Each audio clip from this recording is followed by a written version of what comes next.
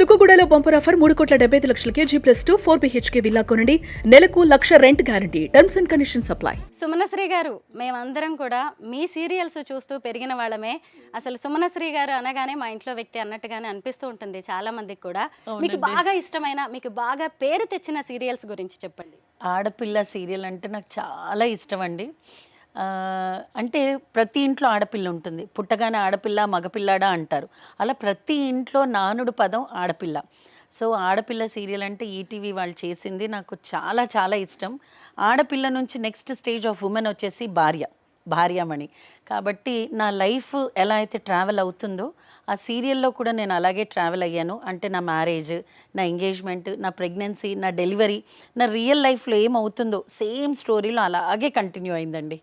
And ఆ సీరియల్లో నేను 9th మంత్ ఇంకొక 1 డే డెలివరీ వరకు కూడా సెట్లోనే ఉన్నాను. నా రియల్ లైఫ్లో కూడా అంతే. సో నా రియల్ లైఫ్లో ఏ సిచ్యువేషన్ ఉందో అదంతా భార్యామణిలో చేశాను. తర్వాత రాధిక గారిది రేడాన్ ప్రొడక్షన్స్ నిన్నే పెళ్ళాడతా, అన్నపూర్ణ స్టూడియోస్ జీ వాళ్ళది పసుపు కుంకుమ, ఇలా అన్నీ సీరియల్స్ అండి. అన్నీ కూడా సాఫ్ట్ క్యారెక్టర్స్. మొత్తం కెరియర్లో ఏవో 2, 3 నెగిటివ్ చేసుంటాను అంతే. మీరు అసలు యాక్ట్ చేస్తున్నట్టుగా ఉండేది కాదు, జస్ట్ అలా న్యాచురల్గా చేసుకుంటూ వెళ్తూ ఉండేవాళ్ళు. అవునండి, అది అమ్మవారి దయ. ఎందుకో యాంకరింగ్ చేయడం వల్ల, లేదంటే మరి చిన్నప్పటి నుంచి జ్ఞాపక శక్తి వల్ల కానీ ఎప్పుడు కూడా యాంకరింగ్ చేసినప్పుడు కానీ యాక్టింగ్ చేసినప్పుడు కానీ ఎప్పుడూ ప్రాంప్టింగ్ తీసుకోలేదు నేను. టిల్ టుడే డైలాగ్ చదివి నేర్చుకునే చెప్తాను అంతే.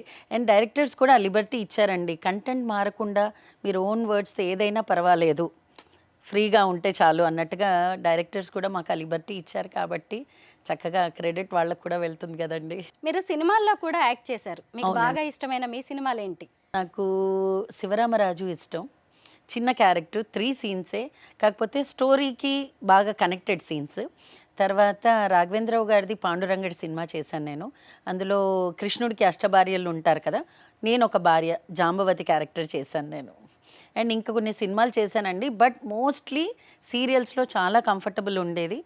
అండ్ ఒక సీరియల్ స్టార్ట్ అయితే 4 ఏళ్ళు 5 ఏళ్ళు ఒక గవర్నమెంట్ ఎంప్లాయీ లాగా చెక్ వస్తుంది కాబట్టి సీరియల్ వదిలి ఎక్కడికి వెళ్ళలేదు నేను. సీరియల్స్ అంటే ఒక ఎంప్లాయ్మెంట్ లాగా ఉద్యోగం చేసినట్టుగా ఉంటుంది. అంతే కదండి. ఇప్పుడు బికాజ్ ఒక్క సీరియల్ ఏది 13 ఎపిసోడ్స్ 26 ఎపిసోడ్స్ దూరదర్శన్ ఉన్నప్పుడు చేసాం. కానీ ఎప్పుడైతే డైలీ సోప్స్ వచ్చాయో ఒక్కొక్క సీరియల్ మినిమం 2 ఏళ్ళు 3 ఏళ్ళు ఉండేవి. కాబట్టి మాకు ఒక ఫ్యామిలీ బాండింగ్ అట్మాస్ఫియర్ అంతా అలవాటై ఉంటుంది. నిజంగా సిస్టర్ అన్న ఎలా అయితే ఉంటారో ఇంట్లో అంత క్లోజ్గా ఉండేవాళ్ళం.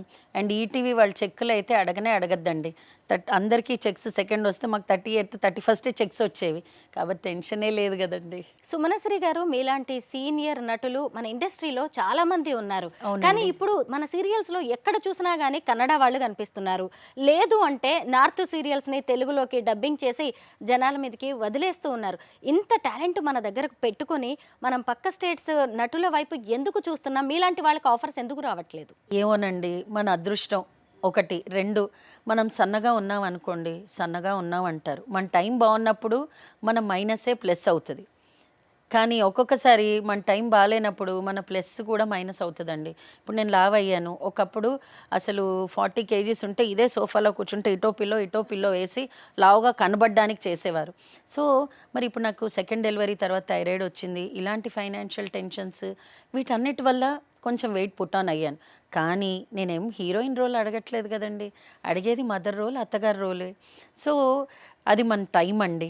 2 ఈ ఛానల్స్ వాళ్ళకి కానీ ఎవరికైనా నా రిక్వెస్ట్ ఏంటంటే, హీరోయిన్ అనేది కంపల్సరీ మనం వేరే ఏ ప్లేసెస్ నుంచి తెచ్చినా మిగతా క్యారెక్టర్స్ ఏవైతే ఉంటాయో మన తెలుగు వాళ్ళకి ఇస్తే తెలుగు వాళ్ళందరూ కూడా సంతోషంగా ఉంటారండి. అందరి కళాకారులకి కావాల్సింది కళకి రిలేటెడ్ ఉన్న వర్కే.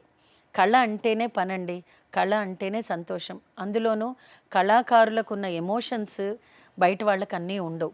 అంటే చిన్నదానికి రియాక్ట్ అవుతాం, చిన్నదానికి ఏడుస్తాం, చిన్నదానికి సంతోషపడతాం. సో ఆ కెమెరా ముందుండి ఆ నలుగురిలో ఉంటే వచ్చే ఆనందము మిగతా ఏ కెరియర్లోనూ ఉండదండి. అసలు మీ జనరేషన్ సీరియల్ యాక్ట్రెస్లు పేర్లు గుర్తొస్తే మాత్రం వాళ్ళందరూ కూడా ఎంత చక్కగా నటించేవాళ్ళో. అయితే చాలా మంది ఇప్పుడు స్క్రీన్కి దూరం అయిపోయారు. మీరందరూ కలుస్తూనే ఉంటారా? మేమందరం రెగ్యులర్గా కలుస్తామండి. మాది క్లాస్ 90s అని ఒక గ్రూప్, తర్వాత వేరే 2, 3 గ్రూప్స్ ఉన్నాయి. ఎవరెవరు ఉంటారు ఇందులో? అందులో అందరం ఉంటామండి. ఒక గ్రూప్లో అయితే దాదాపు 80 to 100 మెంబర్స్ ఉన్నాం. ఓ, రాగిణి గారు, ఉషా గారు, ఇంకా? అందరం ఉన్నామండి. అందరం కలుస్తూ ఉంటాం కూడా. శృతక్క, పుష్పక్క, ప్రీతి గారు, ఇలా అందరం కలుస్తాం. ఇప్పుడు వర్క్ మానేసి అబ్రాడ్ వెళ్ళిన వాళ్ళు కావచ్చు, మళ్ళీ అబ్రాడ్ వెళ్ళి తిరిగి వచ్చిన వాళ్ళు కావచ్చు, అనితా చౌదరి గారు కావచ్చు, దీప, రుతురాగాలు చేసిన దీప, కృష్ణశ్రీ, ఇలా అందరూ ఒక్కొక్క ప్రాజెక్టే చేస్తున్నారు ఇప్పుడు. కాబట్టి ఒక 2 monthsకో 6 monthsకో అందరం we make it a point, we meet. కానీ ఇప్పుడు నెక్స్ట్ జరిగే మీటింగ్స్లో ఏం చెప్పాలనుకున్నామంటే, ఎవరికి ఏ సమస్య ఉన్నా దయచేసి ఫ్రెండ్స్తో షేర్ చేయండి. మీకు మీరే మనసులో పెట్టుకొని మదనపడి మీరు తీసుకునే నిర్ణయం కరెక్ట్ అనుకుంటే నష్టపోయేది ఉన్నవాళ్ళమే. ఎందుకంటే వాహిని నలుగురికి చెప్పకూడదు అని తను డిలే చేయడం వల్లే ఆ రోగం అక్కడి దాకా వచ్చింది. సో మన ఫ్రెండ్స్తో కూడా మనం ఫ్రీగా ఉండి షేర్ చేసుకోకపోతే మన రిలేషన్కి అర్థమే ఉండదండి. కాబట్టి నేనంటే మొన్న రీసెంట్గా రాగిణి, ఉష అందరం 1 week బ్యాక్ కలిసాం, వాహిని చనిపోయిన నెక్స్ట్ డే. సో మనం హ్యాపీ మూమెంట్స్ ఎలా అయితే హ్యాపీగా షేర్ చేసుకుంటామో, ఎవరికి ఏ సమస్య ఉన్నా please make it A promise, మన వరకైనా మనం షేర్ చేసుకుందాం. పెద్దగా ప్రాబ్లం సాల్వ్ అవ్వకపోవచ్చు, కానీ సజెస్ట్ చేస్తాం కదా, మీరు తీసుకున్న డెసిషన్ కరెక్టా కాదా అని అట్లీస్ట్ మేము డిస్కస్ చేసుకోగలం కదా అని ఒక్క పాయింట్ మాత్రం ఖచ్చితంగా మేము నిర్ణయించుకున్నాము. 2 ఎప్పుడు అసోసియేషన్ మీటింగ్ జరిగినా అందరూ కూడా ఇన్సూరెన్స్ తీసుకోవాలి, చెకప్కి వెళ్ళాలి.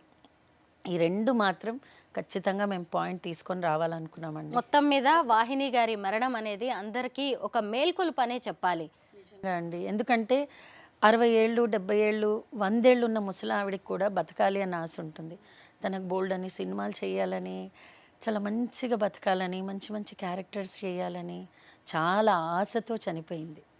అండ్ తను కూడా ఎక్స్పెక్ట్ చేయలేదండి ఇంత తొందరగా చనిపోతుందని. కాబట్టి నిజంగా ఒక 70-80 years దాటిపోయి మనం లైఫ్ అంతా చూసేసాము అంటే అది వేరు, కానీ మనం చేసిన పొరపాటు వల్ల మనకి చావు రాకూడదు. నిజమేనండి. అంటే అది నిజంగా ఏదన్నా అయ్యి యాక్సిడెంట్ అయ్యి అది వేరు, కానీ మన నిర్లక్ష్యం వల్లనో మన డెసిషన్ వల్లనో మనం నష్టపోకూడదు. అండ్ ఇంకొకటండి, నిజంగా 70-80 years వచ్చాక మా పక్కన ఎవరుంటారో ఎవరుండరో తెలీదు, కానీ తనకి త్రిమూర్తుల్లాగా 3 ఫ్రెండ్స్ ఉండే మేము. అటు మేఘన కానీ, గాయత్రి కానీ, నేను కానీ, అండ్ బ్యాక్ ఎండ్లో రాగిణి గారు కానీ, ఇంతమంది సపోర్ట్ చేశారు. సో అది ఇంతమందికి సాధ్యమండి. కానీ ఆవిడ చనిపోవడంతో ఇప్పుడు అందరూ జాగ్రత్త పడ్డం మొదలు పెట్టారు. మీరందరూ కూడా ఇప్పటి వరకు సంతోషాన్ని షేర్ చేసుకున్న వాళ్ళు కాస్త ఇక నుంచి బాధల్ని షేర్ చేసుకుందాం, ఒకళ్ళకి అండగా ఉందామని మీరు డిసైడ్ అయిపోయారు. కాబట్టి నిజంగానే ఈ సందర్భంగా వాహిని గారికి నివాళి అర్పిస్తూ మీకు thank you so much. Suman టీవీలో మీ పర్సనల్ అండ్ బిజినెస్ ప్రమోషన్స్ కోసం కింది నెంబర్కి కాంటాక్ట్ చేయండి.